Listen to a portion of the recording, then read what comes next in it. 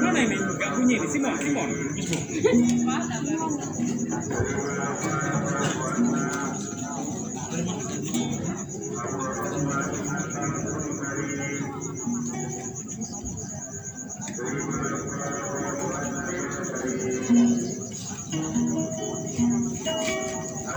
Oke. Sudah bisa itu.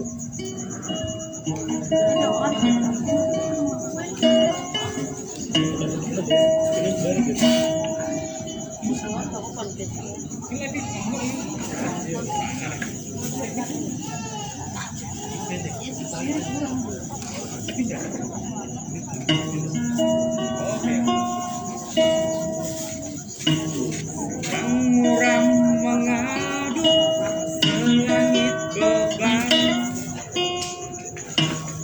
yang menepikan mayatnya bareng ombak terakhir yang kandas di pantai terasing. Kekalahan adalah jeda dari kalimat panjang kemiskinannya.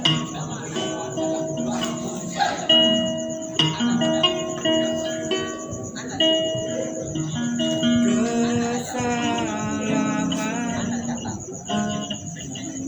adalah kesimpulan dari sebuah lelucon tentang ijazah.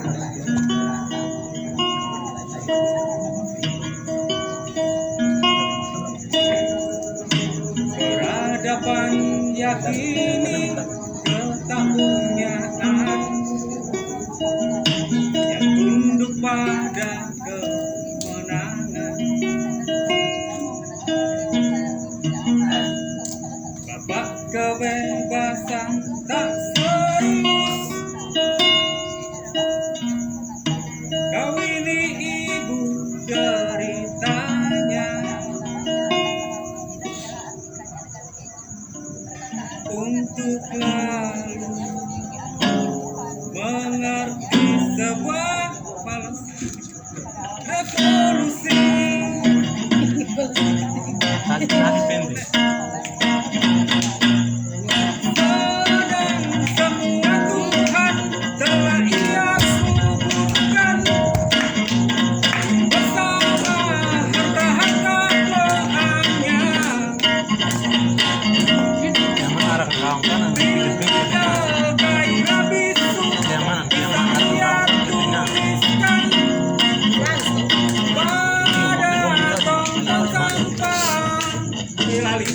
Lali kerja. Lupa.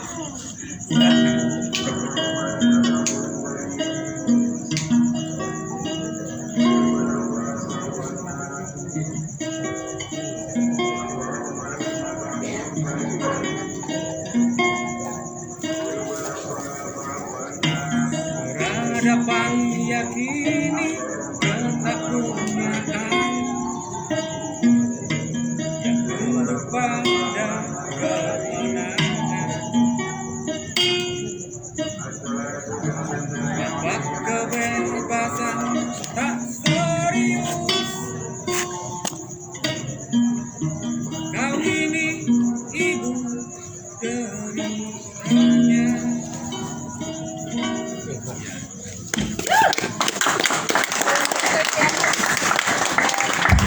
Kawan pentol, sekali lagi mari kita beri aplaus kepada kawan pentol. Ya mungkin sebelum kawan pentol duduk, karena bisa jelaskan lagunya mungkin apa ya itu sudah. Ya. Apa lagu ini buat tahun berapa ya? 94 lah ya, kalau nggak salah ya. 94 oleh salah satu kawan dari filsafat. Dan sempat ku tanya, ini lagu siapa Roy? Olia Jati ya? Waluyo Jati. Jadi dia salah satu aktivis Partai Rakyat Demokratik, Smith Partai Rakyat Demokratik yang 98 juga mengalami nasib naas diculik ya dia ya, diculik. Dan sempat memang aku bertanya dan dia juga nggak mengerti sebenarnya makna dari sebuah lagu apa judulnya Tuhan kalau nggak salah judulnya ya, Tuhan. Jadi hanya sebuah akumulasi pada saat itu bahwa perubahan ini bukan datang dari langit tiba-tiba, tapi yang mampu menggerakkan ini adalah masyarakat itu sendiri. Sehingga ketika sebelum 98 banyak sekali di pinggir-pinggir jalan graffiti action, tulisan-tulisan coretan-coretan, gulingkan Soeharto, macam-macam lah, turunkan harga, lawan fungsi ABRI, macam-macam. Nah sebetulnya lagu Tuhan ini hanya menceritakan sebuah optimisme ya, optimisme dalam diri orang bahwa perjuangan itu memungkinkan. Sekalipun Soeharto sejahat apapun juga, dia pasti akan bisa dikalahkan dengan satu kekuatan yaitu gerakan. Makanya ada di situ bahwa untuk sebuah revolusi. Jadi dia percaya, yakin betul bahwa hal yang mampu untuk menggulingkan kediktatoran siapapun juga dalam sejarah manapun juga, ketika terjadi pemberontakan rakyat yang begitu masif di mana-mana, pasti akan mengalami sebuah tatanan sosial yang berubah. Karena tenaga produktifnya, corak produksi yang coba untuk dipaksakan sudah tidak sesuai lagi dengan situasi perkembangan fase zamannya. Karena apa? Karena ada satu perubahan dalam diri manusia, yaitu untuk menginginkan sebuah kebebasan. Begitu juga di Papua. Kemarin sempat Roy juga menceritakan di Papua ini cangkangnya ini harus dipecahkan dulu corak produksinya, hubungan produksinya, penindasannya. Kalau sudah pecah maka tidak menutup kemungkinan Papua akan merdeka. Nah, persoalannya adalah kapan dan sampai seberapa lama kemerdekaan ini. Ya ditentukan dengan basis masyarakatnya itu sendiri untuk keberaniannya. Tidak kemudian ngumpet, tidak kemudian ngerumpi, tidak kemudian harus sekolah studi, karena ini kesempatan kawan-kawan.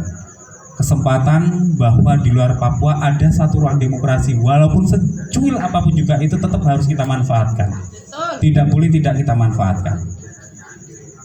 Tidak boleh tidak kita manfaatkan. Memang melelahkan, memang akan memunculkan banyak kontradiksi, baik eksternal ataupun juga di internal. Memang akan memunculkan banyak sekali persoalan-persoalan. Persoalan inilah yang harus segera untuk diatasi.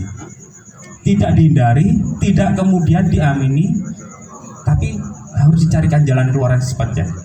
Karena kalau tidak, akan semakin berat untuk langkah ke depan. Ada banyak kasus ya, kasus apa kemarin? Exodus. Kalau Exodus dia tidak tersentral di kampus, tapi menyebar di seluruh masyarakat, maka kekuatan mobilisasi rakyat akan semakin bisa terjadwal terus. Tapi ketika dia tersentralisir dalam satu kampus, maka tidak akan terjadi apa-apa. Dan celakanya yang ada di luar Papua tidak kemudian memaksimalisasikan tenaganya untuk radikalisasi pada saat itu, habis begitu saja. Begitu juga PRP ini, begitu juga isu DOB ini ya. Ketika tidak ada posko-posko pembukaan untuk penolakan dalam bentuk mobilisasi sentral informasi dan diskusi di seluruh kampus-kampus yang ada di seluruh area wilayah Indonesia, maka dia tidak akan jadi apa-apa. Karena satu, kita butuh solidaritas yang kuat. Papua tidak mungkin dipecahkan oleh kawan-kawan Papua sendiri, tapi butuh solidaritas yang kuat terhadap rakyat Indonesia. Nah, ini yang harus menjadi titik tekan, tidak kaku, tidak boleh kita kaku, tidak boleh kita ego, bahwa seolah-olah perjuangan Papua adalah perjuangan Papua sendiri. Beban ini harus kemudian diberikan kepada kawan yang sadar bahwa ketika kau berbicara demokrasi, berbicara tentang penindasan, maka harus dirasionalisasikan bahwa Papua adalah bagian nyata untuk kita mempunyai tanggung jawab sejarah untuk membebaskan Papua. Kita tahu bahwa terjadi kolonialisasi oleh Indonesia. Kita tahu terjadi imperium yang luar biasa besar di Papua. Maka butuh ada kekuatan solidaritas yang cukup besar. Ada free memang harus ditingkatkan. Tidak kemudian ajak yang berisi kawan-kawan Papua lagi, tapi memang orang-orang Indonesia yang bersolidaritas, individu-individu yang punya kesadaran. Dan inilah letak dari kreativitas politik dalam menghasut beberapa individu agar terlibat secara langsung dalam perjuangan pembebasan Papua. Memang berat, tapi memang harus dicarikan jalannya.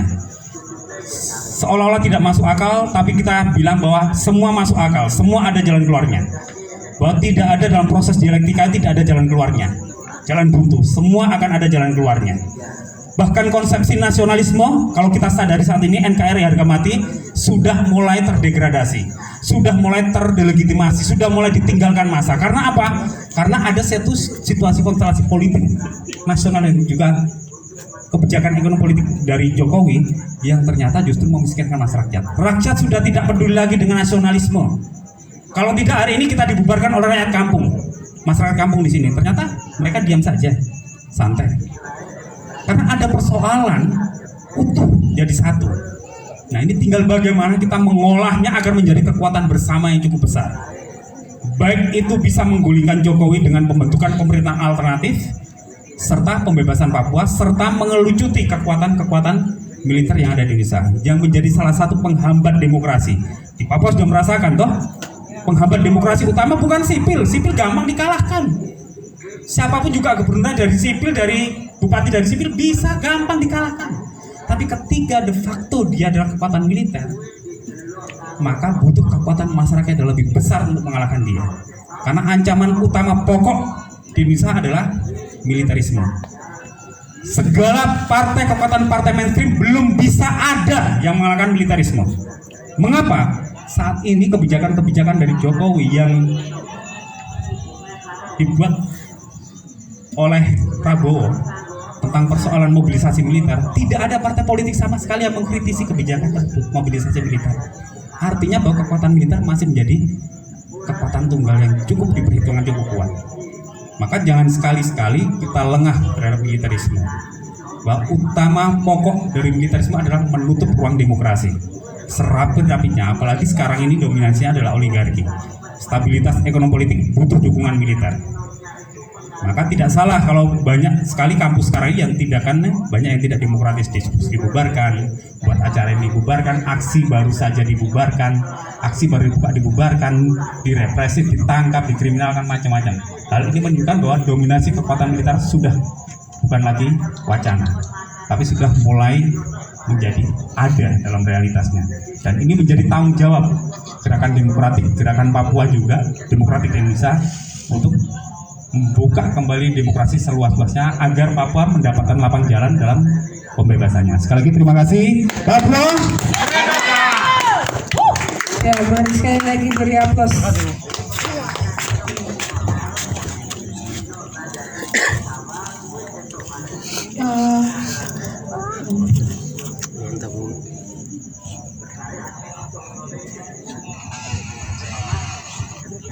Pilihan berikut kita akan panggil kepada kawan April untuk bawakan cerpen.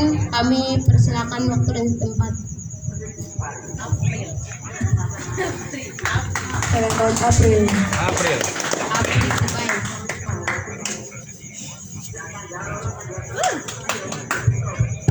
April.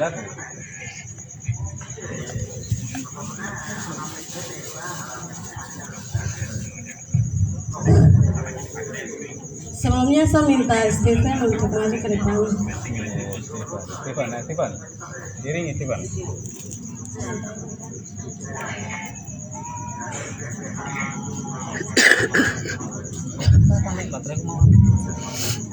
Selamat malam untuk kita semua. Selamat malam. Masih semangat toh? Masih. Oke. Di sini saya akan membacakan cerpen. Untuk itu teman-teman sekalian boleh mendengarkan.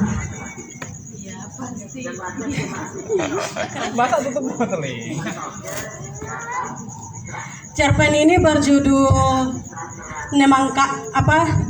dari buku Nemangkawi, Judulnya Mama Lomang. Maksudnya apa? Mama Lomang. Kalau diartikan.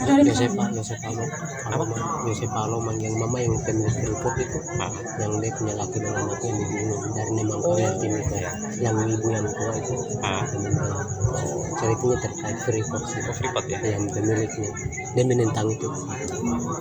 Mama Lomang. Ya, Yosepa Mama Lomang. Ya, Yosepa Lomang, orang dinasti. Sayur.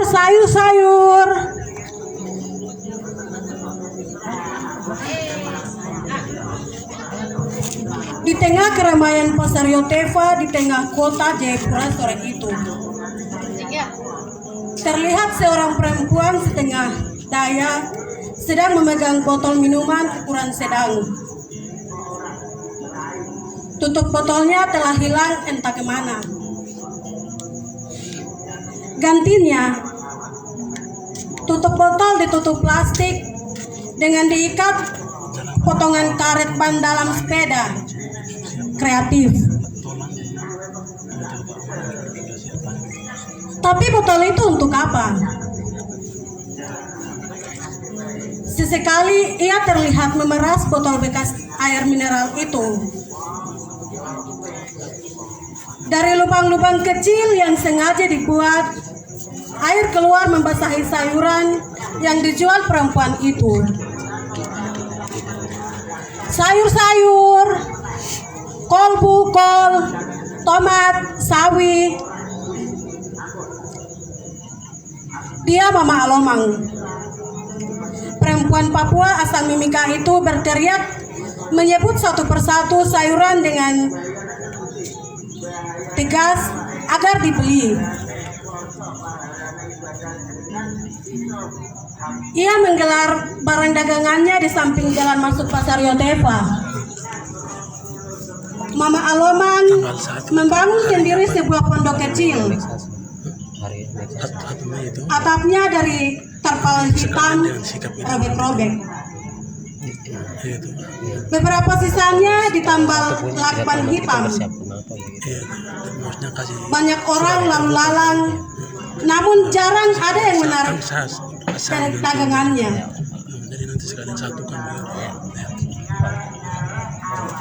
Sore yang sama, Hengki kehujanan sehabis pulang dari Jayapura menuju Waena. Tepat sekali ketika ia melangkahkan kakinya memasuki pintu gerbang pasar, butir-butir hujan pun jatuh membasahinya. Tak ingin kehujanan, ia mencari tempat berlindung. Beginilah akhirnya. Hengki berkenalan dengan perempuan Papua, penjual kangkung Mama Alomang itu. Kejadian ini 2 bulan yang lalu. Nama lengkapnya Gerarda Alomang. Mama Alomang itu diam-diam telah membuat Hengki kagum. Mama selalu tersenyum. Dilayaninya pembeli yang menanyakan harga barang dagangannya. Walau kadang hanya bertanya lalu pergi meninggalkannya. Ia tak absen setiap hari kecuali hari Minggu. Pagi hari ia ke pasar memikul sayuran yang akan dijual. Tangannya selalu memegang botol air untuk menyiram sayuran, takut sayuran terkena sinar matahari. Setelah matahari condong ke barat dan dagangannya laku, barulah ia melangkah meninggalkan tempatnya, memperjuangkan hidupnya.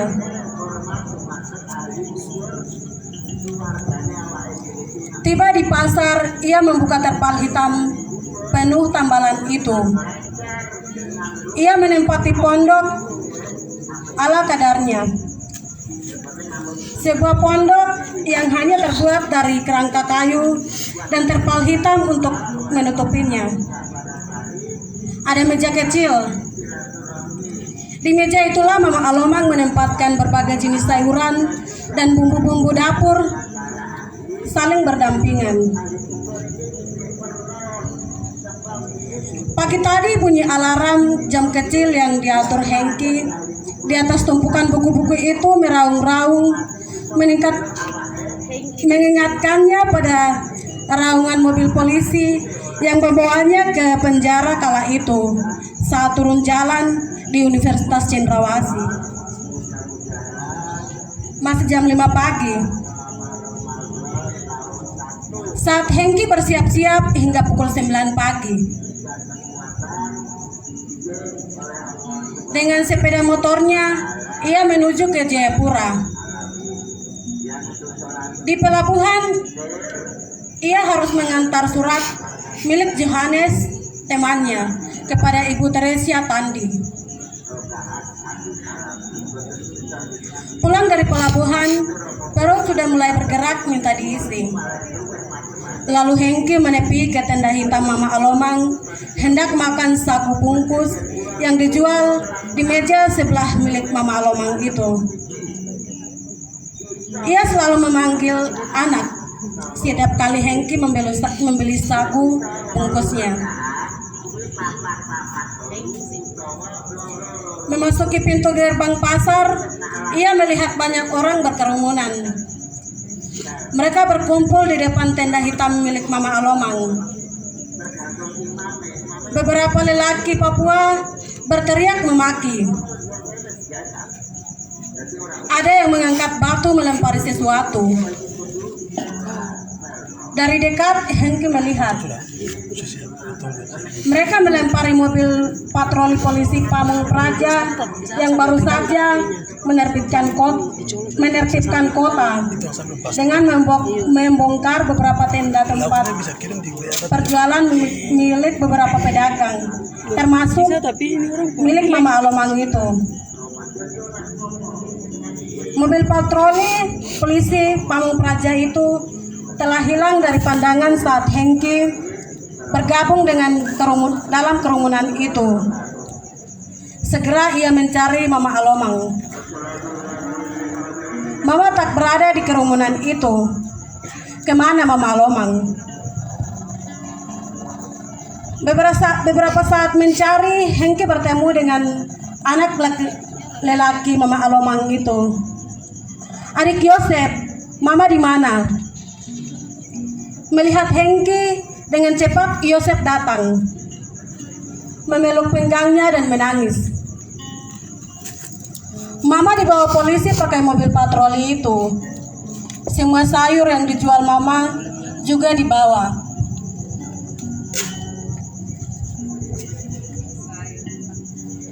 Yosep menjelaskan sambil menangis. Tak tega Hengki melihatnya. Ia memegangi pundak Yosep yang masih berumur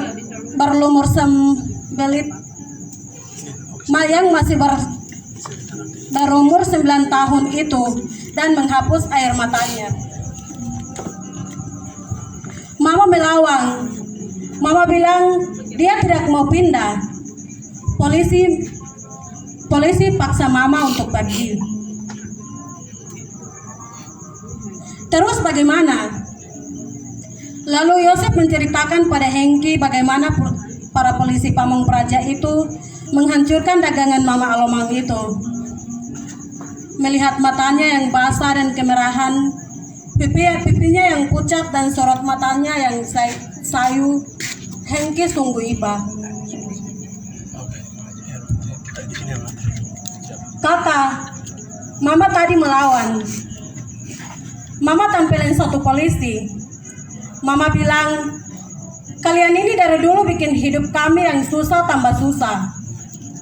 Tidak tahu adat, tidak tahu sejarah. Kalian semua penjilat.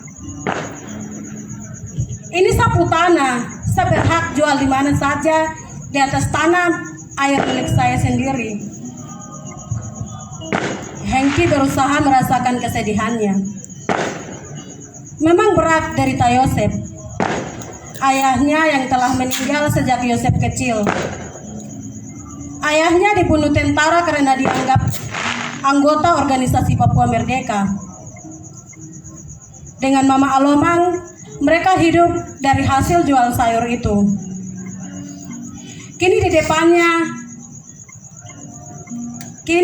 di depan matanya ibu terbentang teriak.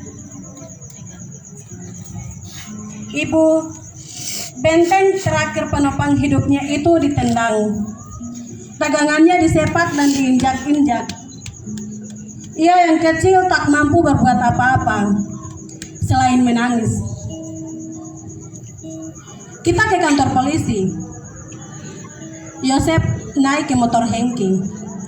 Hengki segera menancap gas menuju kantor polisi Pamong Praja itu. Setelah turun, Hengki melihat Mama Alomang sedang duduk di depan kantor. Sebelum mendekat, ia tenangkan dulu adik Yosef bahwa semua akan baik-baik saja. Mama Alomang melihat mereka datang, ia tidak menghubrisnya. Para polisi menyuruh Mama Alomang membawa jualan pulang ke rumah. Mama Alomang tidak minta apa-apa, namun Mama Alomang hanya meminta para polisi itu untuk menggantikan jualannya yang rusak dan tendanya yang telah dirobek dan tidak dapat digunakan lagi itu. Hengki, kemari dulu. Akhirnya Mama memanggil. Hengki segera menemui Mama Alomang itu untuk meminta Hengki membantu mencatat. Dengan segera Mama Alomang merincikan daftar kerugian yang dialaminya. Tenda hitam harganya 200.000. Sayuran 20 ikat harganya 20 kali 3.000. Semuanya 60.000. Wortel 10 tumpuk besar harganya 10 kali 10 100.000. Mama menyebutnya semua jualannya. Hengki mencatat. Mama Alomang diam sejenak menghitung semua. Semuanya 360.000. Lalu dia diam lagi. Ia menunggu Hengki mencatatkan angka yang diucapkannya. Lalu kertas itu diambil Mama. Kamu polisi kah, pengacau kah ini? Kamu cepat ganti kerugian saya sebelum saya bakar kantor gedung polisi. Terdengar Mama Alomang mengancam. Kamu dengar toh? Teriak Hengki tak tahan. Jangan pura-pura tidak dengar. Hengki telah masuk ke dalam kantor dan berdiskusi dengan para polisi Pamong Praja itu.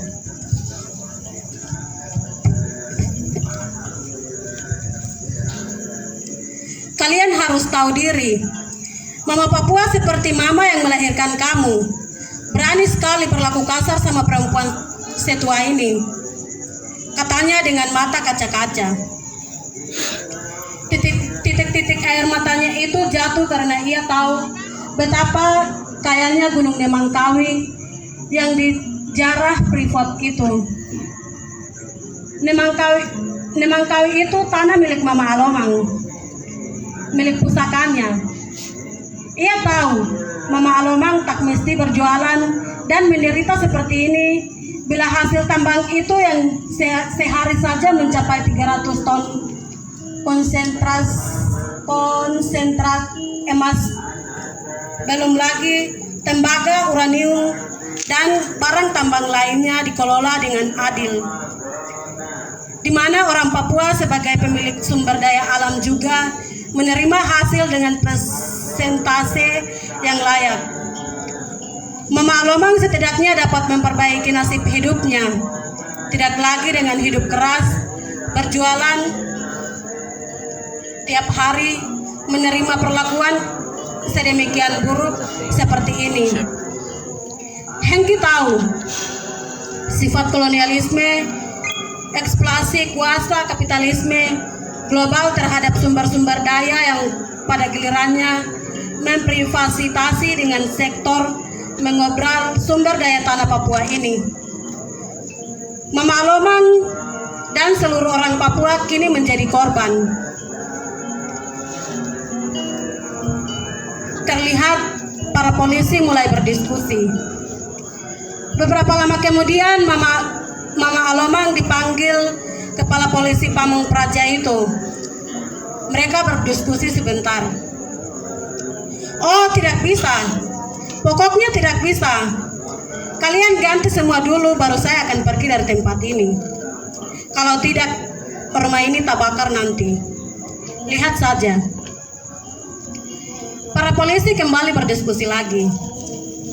Sesaat kemudian, Mama Alomang dipanggil. Uang diberikan sebagai ganti rugi. Bangku yang rusak tidak mereka ganti.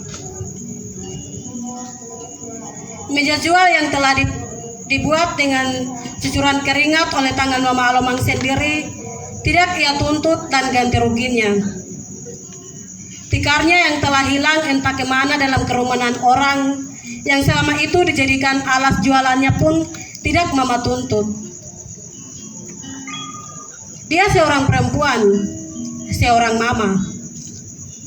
Dia mengerti di balik seragam polisi yang dikenakan para praja polisi itu adalah anak-anaknya. Orang Papua juga. Dia hanya butuh mereka juga memahami bahwa dia ibunya dan perlu membelanya di hadapan sistem yang begitu kejam itu. Para polisi masuk ke kantor. Setelah melewati pintu gerbang, wajah Mama Alomang yang tadinya terlihat gerang di depan para polisi Pamong Praja itu berubah. Dia duduk di pinggiran jalan dan menangis terseduh-seduh. Tangis yang tanpa suara amat lama. Air matanya jatuh hingga ke tanah. Merembas, hilang tak berbekas ditutup debu jalanan. Sebelahnya lalu lalang kendaraan yang tak menghiraukan Hengki, Yosep dan Mama Alomang. Mama masih menangis. Bibirnya terkatup. Hanya linang air mata yang tetap mengalir. Lama sekali baru ia bangun. Matanya telah memerah. Hengki sangat terharu. Perempuan itu menyembunyikan tangisannya. Hati Hengki telah hancur. Hengki sadar dan memahami posisi Mama itu. Sebagai seorang perempuan, tangisan adalah cara Mama meluapkan amarah dan sakit hatinya. Mama tak banyak bicara setelah bangun. Hengki mengantar Mama dan Yosep. Di depan toko itu, Mama meminta diturunkan dari motor.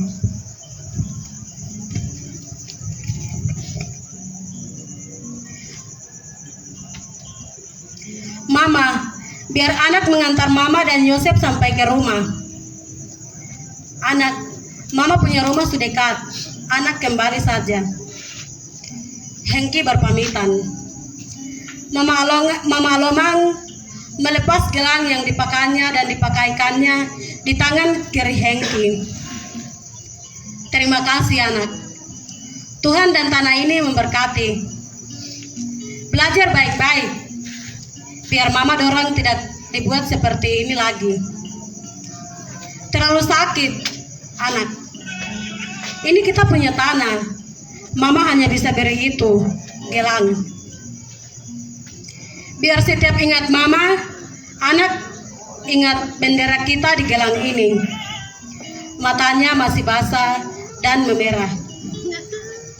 Hengki tak bisa berkata apa-apa. Hari terus berganti. Minggu bertambah dan bulan pun perlahan berlalu. Mama Alomang tidak tampak lagi di tempat biasa yang ia jual. Hengki menyempatkan diri untuk mencarinya ke seluruh pasar Yotefa, suatu waktu. Barangkali ia berpindah tempat, pikirnya. Ini sudah bulan ke-7, Mama tidak ada. Barangkali Mama sudah pindah ke pasar yang lain untuk berjualan. Atau kembali ke Timika asalnya. Atau Hengki tak sadar matanya sudah basah lagi. Ia lihat gelang bintang kejora pemberian Mama yang tetap setia melingkari tangan kirinya. Kata-kata Mama masih jelas terngiang. Biar setiap ingat Mama, anak ingat bendera kita di gelang itu. Nemangkawi kumpulan cerpen oleh Topilius Bastian Tebai. Ya, tadi kita beri aplaus lagi. Wow, luar biasa cerpennya. Dan melalui cerpen ini, terutama saya sendiri ya, itu mengingatkan bahwa sudah lama dan sampai saat ini kita punya keluarga, terutama kepada ibu-ibu kita yang seharusnya untuk mendukung dan membiayai kami melalui kerja mereka untuk berkebun, dan hasil dari itu untuk kami membiayai kami dalam sekolah maupun kuliah. Tapi karena ya kebun kita itu diambil oleh penjajah, dan harusnya mama kita ini mereka jual di pasar-pasar yang bangun dari pemerintah, tapi mereka tetap jualan di jalan, pinggir jalan, dan di atas matahari yang begitu panas sambil keringatan. Dan untuk hal-hal yang seperti tertindas dari penjajah itu sendiri tuh, tadi juga ada beberapa kawan-kawan menjelaskan dan mengingatkan kita bahwa kita sebagai anak Papua. Nah, anak Papua kita untuk cari solusi itu banyak cara, dan cara kita masing-masing untuk ketidakadilan ini dihilangkan atau ditenggelamkan dalam lautan. Mari kita berjuang, bersuara bersama-sama. Kalau bukan kita yang ada di sini nih, siapa lagi yang akan berjuang dan bersuara untuk kita bebas?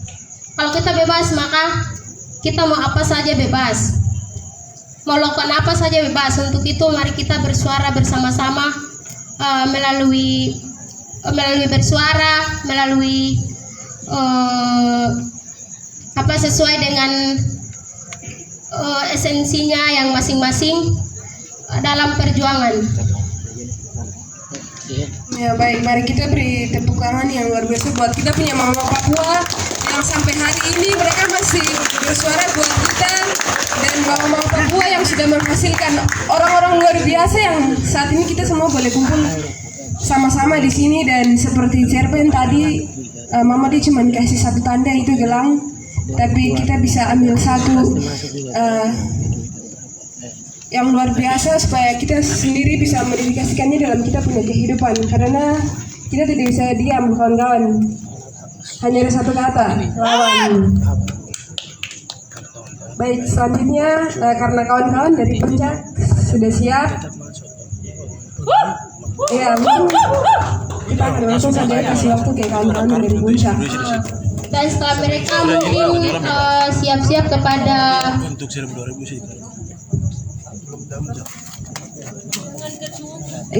pada ke-7 wilayah adat. Yang pertama dari Lapago.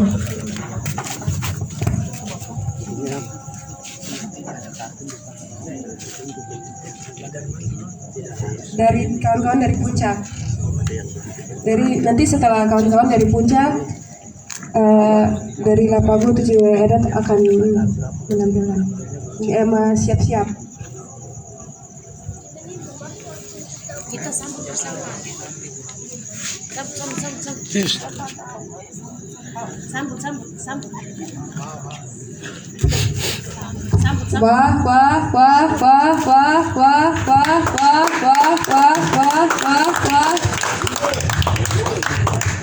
Ya, mari kita beri aplaus dulu buat kawan-kawan dari Puncak. Ya, luar biasa sekali kawan-kawan dari Puncak. Mereka sudah siapkan drama, musik yang sebentar nanti mereka akan tampilkan di depan. Salam. Wagi. Wim. Sabar. Ini auto ini. Otomatis.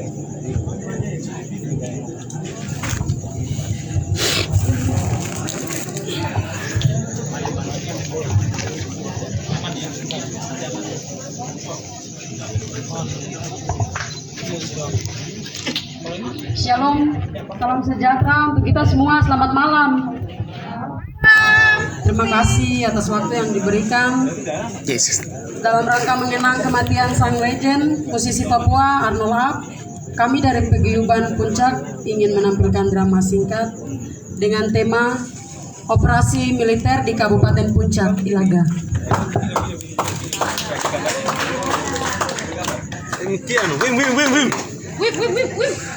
Awas. Kamu depan situ aman. Kita berpanah lagi. Aman. Kawan-kawan yang depan, maaf sekali mungkin bisa mundur sedikit karena kawan-kawan dari Puncak ini mereka mau drama. Ya mohon maaf. Sabar. Ini mau siru ini mau mati. Iya, makanya ini panjang. Ini panjang saya ke sini sedikit begitu. Oh ganti, silakan. Nanti dari Ibnu tuh drama dengan polisi itu nanti Dasun kah atau Ibnu saja? Ibnu saja kah? Tapi yang belum nanti Dasun. Yang dipersembahkan oleh Dasun. Puisi sama? Puisi drama sama ada orasi. Oh, berarti Ibnu tapi nanti kawan pandu di sini. Di daerah Pegunungan Puncak, Ilaga, masyarakat sedang melakukan aktivitas keseharian mereka Namanya Ibnu saja, nanti kawan sendiri yang pandu di sini. Berternak dan berburu. Drama orasi sama puisi. Puisinya ada dua. Tidak tahu dong, tidak koordinasi dengan saya. Tapi nanti drama besar sudah dipersembahkan. Ini lanjut dengan ini. Tidak. Nanti kan Ibnu. Drama, puisi, orasi. Nanti puisi nanti Dasun. Siap. Tidak tahu. Ini kenapa dia pewarna begini? Dia pewarna ini. Dia belum fokus ini. Kalau bubur tekan begini kan dia. Kalau belum ada. Ini.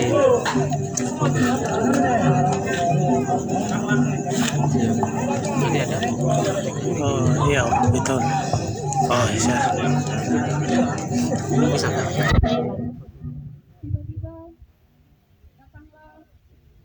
Beberapa sekelompok anggota militer dan langsung menanyakan beberapa konflik yang terjadi di daerah Puncak Papua kepada salah satu masyarakat sipil mengenai keadaan OPM yang sedang bermarkas di daerah Ilaga.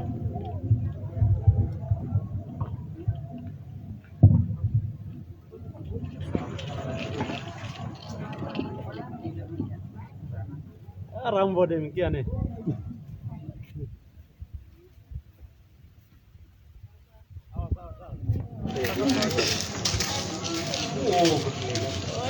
Wah ya.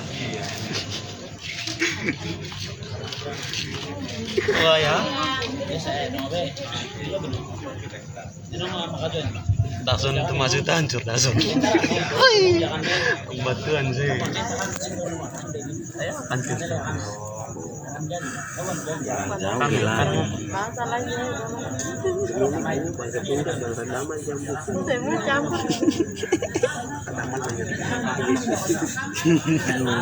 Bisa ke tidak 8 nih. Kom.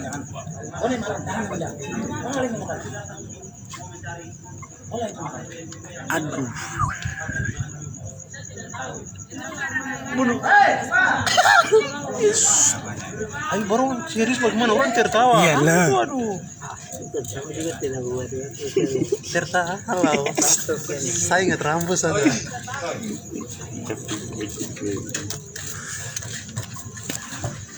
Ayo kita dong, tenang sudah.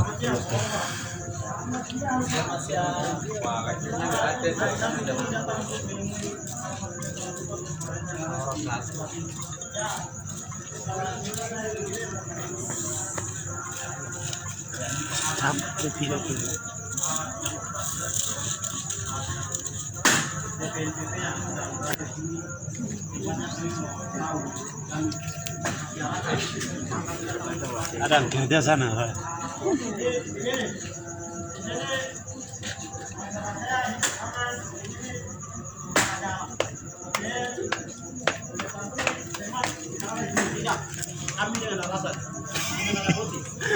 Anjir.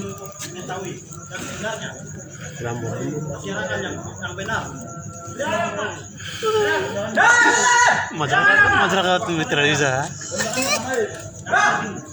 Hadir kan. Gokil. Kanun.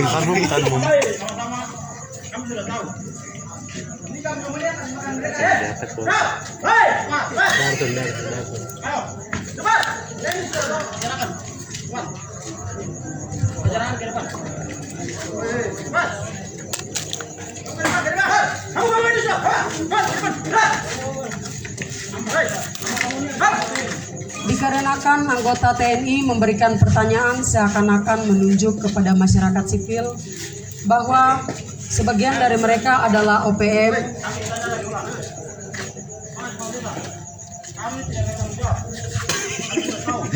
Itu tidak bertanggung jawab.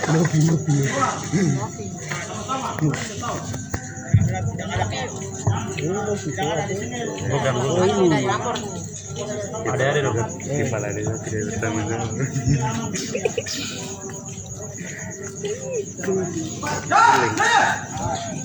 Jangan sandar di situ.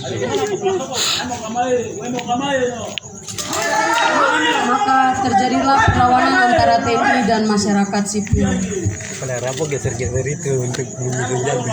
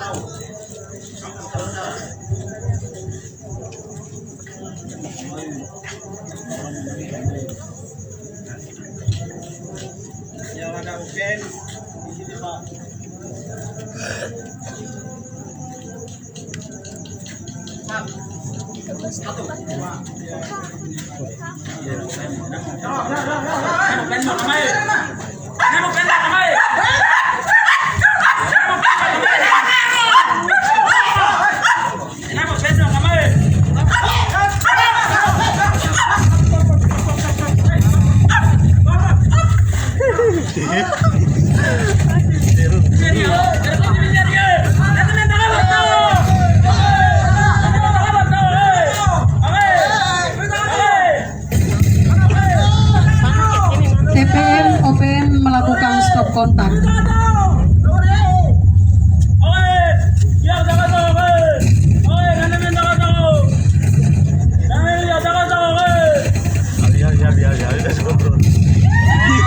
Komando.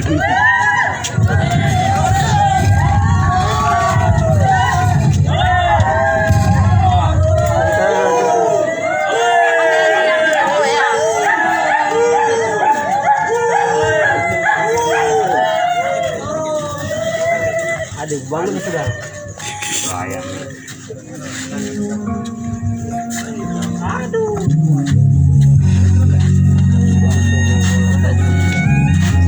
Mama ini.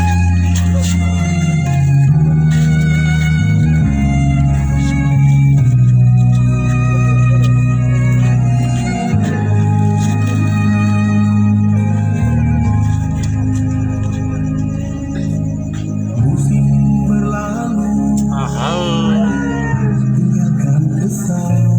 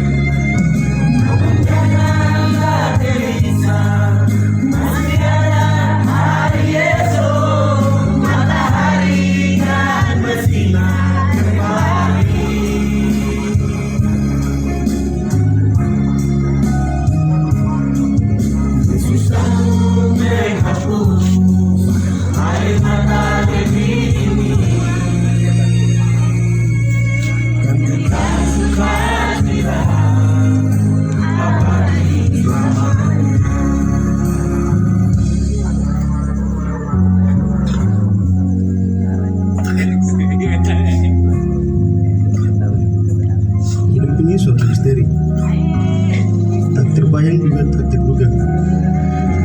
Beginilah kenyataan ini. Aku terkurung di dalam duniaku.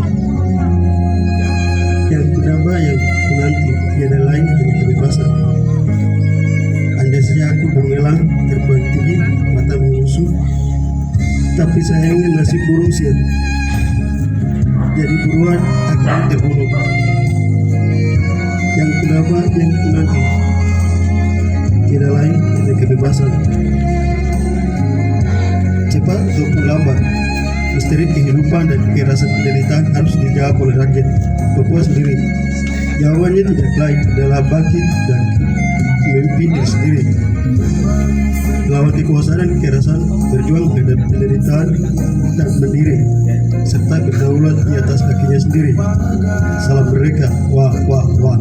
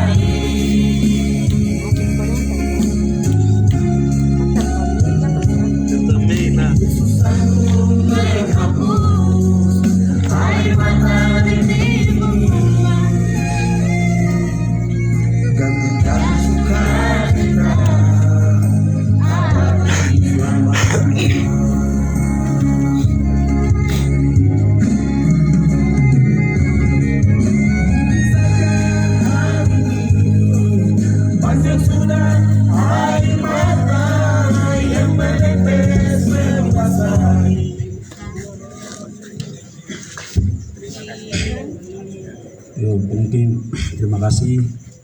Itu mungkin sekedar drama singkat dari